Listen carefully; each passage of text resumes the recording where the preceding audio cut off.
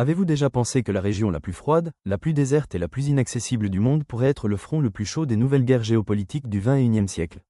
À mesure que les glaciers fondent en raison du réchauffement climatique, ce ne sont pas seulement de nouvelles routes maritimes qui apparaissent, mais aussi des ressources massives d'une valeur de plusieurs trilliards de dollars. Mais ce que les grandes puissances recherchent dans cette obscurité glaciale, est-ce seulement du pétrole ou du gaz naturel? Ou s'agit-il de ces minéraux critiques très secrets qui alimenteront la technologie future de l'humanité, nos téléphones portables, nos véhicules électriques et nos fusées spatiales? Le pôle Nord, alias la région arctique, n'est plus seulement une géographie lointaine où vivent les pingouins et les ours polaires. C'est le nouveau champ de bataille du monde où les superpuissances mondiales jouent aux échecs. Aujourd'hui, nous descendons vers la sombre vérité qui se cache sous les glaces. Pendant des siècles, le pôle Nord est resté en dehors du commerce et de la politique mondiale en raison de masses de glace infranchissables et de vents glacials atteignant moins 40 degrés. Mais aujourd'hui, la situation est complètement différente. Le changement climatique et le réchauffement planétaire sont peut-être une catastrophe pour notre planète, mais pour certains pays et entreprises géantes, cette situation représente une opportunité incroyable. Car à mesure que les glaciers reculent, ces eaux infranchissables s'ouvrent aux navires de commerce. Aujourd'hui, deux routes en particulier revêtent une importance majeure. La route maritime du Nord et le passage du Nord-Ouest. Traditionnellement, le voyage d'un cargo allant de l'Europe à l'Asie en utilisant le canal de Suez prend des semaines. Cependant, cette nouvelle route arctique ouverte grâce à la fonte des glaces réduit le temps de trajet à 15 jours. Le temps, c'est de l'argent, et ces nouvelles routes maritimes déplacent progressivement le centre du commerce mondial du Moyen-Orient vers le pôle Nord. Cette région, autrefois impossible à atteindre, revêt désormais une importance économique massive. Le raccourcissement des routes maritimes n'est que la partie superficielle de l'affaire. La véritable grande guerre se joue au fond de la mer. Selon les recherches menées par des scientifiques et des géologues, 13% des réserves de pétrole non encore découvertes dans le monde et exactement 30% des réserves de gaz naturel se trouvent sous la région arctique. Ces chiffres sont littéralement stupéfiants. Cependant, ce que les États y recherchent n'est pas seulement des ressources énergétiques. Les terres gelées de l'Arctique recèlent également des quantités massives de fer, de nickel, de cuivre, de cobalt, d'or, de diamants et d'uranium. Il existe un autre trésor encore plus critique que tout cela. Les terres rares et les minéraux critiques, qui sont le cœur de la technologie de demain. Il ne s'agit donc pas seulement de s'emparer des ressources énergétiques d'aujourd'hui ou du passé. Il s'agit de posséder les matières premières technologiques de demain. À ce stade, nous devons examiner de très près le terme de terres rares. Ces éléments se composent de 17 métaux spéciaux différents figurant dans le tableau périodique, dont l'extraction et la séparation sont incroyablement difficiles. Savez-vous pourquoi ils sont si importants? Parce que l'écran du smartphone qui se trouve dans votre poche en ce moment est coloré grâce à ces éléments. Les moteurs de ces véhicules électriques silencieux et écologiques que vous voyez dans les rues, ces aimants puissants à l'intérieur ne peuvent pas fonctionner sans ces éléments. Des tonnes de terres rares sont nécessaires pour que les éoliennes massives produisent de l'électricité. Plus effrayant encore, l'industrie de la défense moderne dépend entièrement de ces éléments. Les missiles à guidage de précision, les radars, les systèmes laser et la production des puces qui constituent le cerveau des avions de chasse ne peuvent se faire sans ces éléments. Nous pouvons le dire très clairement, les guerres mondiales du futur n'éclateront pas pour le pétrole, mais pour ces aimants et métaux silencieux, petits, mais incroyablement puissants. Il est bien sûr impensable qu'un tel trésor reste sans maître. Aujourd'hui, les superpuissances mondiales se livrent une course acharnée pour se partager l'Arctique. Le joueur le plus important et le plus agressif sur le terrain est certainement la Russie. La Russie est le pays qui possède la plus longue ligne de côte arctique au monde. Et pour utiliser cet avantage, elle a construit ces dernières années des bases militaires massives dans la région. En produisant des navires brise-glace nucléaires de nouvelle génération, elle veut garder le contrôle absolu de la route maritime. Les États-Unis, quant à eux, participent à cette course via l'Alaska. L'objectif principal de l'Amérique est à la fois d'assurer sa sécurité stratégique et d'équilibrer la puissance croissante de la Russie et de la Chine dans la région. La Chine, bien qu'elle n'ait pas de frontière géographique avec le pôle Nord, s'implique dans ce jeu en se définissant comme un État proche de l'Arctique. L'objectif principal de la Chine n'est pas militaire, mais commercial et logistique. En accédant à ces ressources, la Chine veut garantir sa supériorité absolue dans la chaîne d'approvisionnement mondiale. Bien sûr, il y a d'autres pays limitrophes de la région comme le Canada, la Norvège et le Danemark à cette table. Les discussions sur la souveraineté et le plateau continental deviennent chaque jour plus rudes sur les tables diplomatiques. Le durcissement sur les tables diplomatiques augmente aussi directement la tension sur le terrain. Alors, y a-t-il vraiment un risque de guerre au pôle Nord?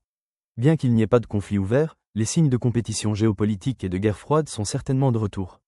La réouverture et la modernisation par la Russie de bases militaires abandonnées datant de l'ère de l'Union soviétique ont alarmé l'ensemble du monde occidental.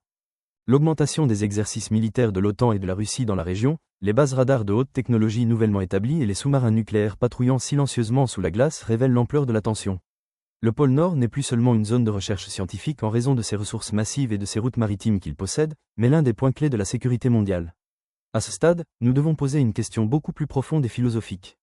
Pour qui ces ressources massives de la région arctique sont-elles réellement extraites?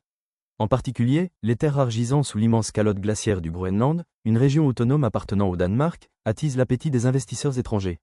Des sociétés minières géantes affluent dans la région et font la queue pour obtenir des permis d'exploration minière. Mais que gagnent les populations locales? Quel genre de bénéfices les communautés autochtones, qui vivent sur ces terres en harmonie avec la nature depuis des centaines d'années, tireront-elles de ces projets miniers de plusieurs milliards de dollars? Qui paiera le prix du coût environnemental, de la nature détruite et des eaux polluées? Alors que l'on extrait ces matières premières modernes dont nous avons besoin pour lancer l'ère de l'énergie propre, une ère de colonialisme moderne est-elle en train de commencer?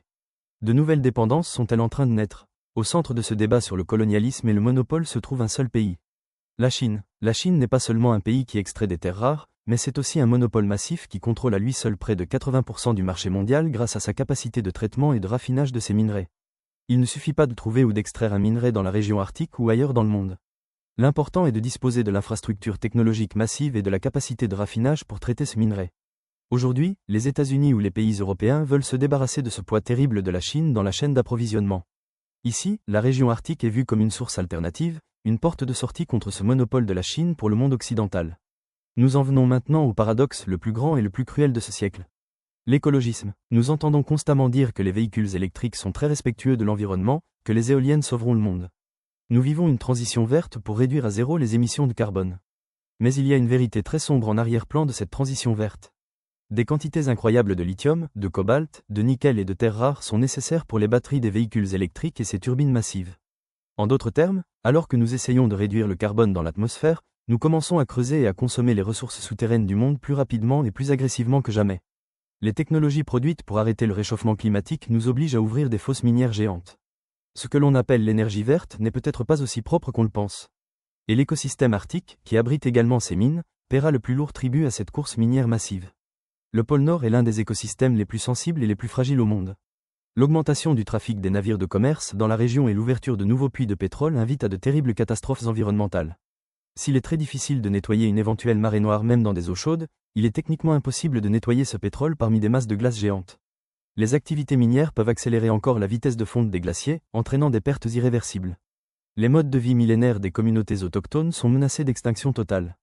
La question réelle, frappante et tragique est la suivante. Alors que nous essayons de sauver le monde et de ralentir le changement climatique, sommes-nous en train de consommer inconsciemment une région totalement nouvelle et la nature de cette région?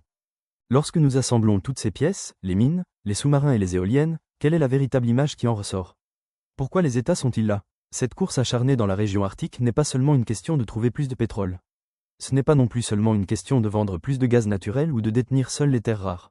L'enjeu réel et le plus important est de savoir qui contrôlera l'infrastructure industrielle massive et la technologie du XXIe siècle.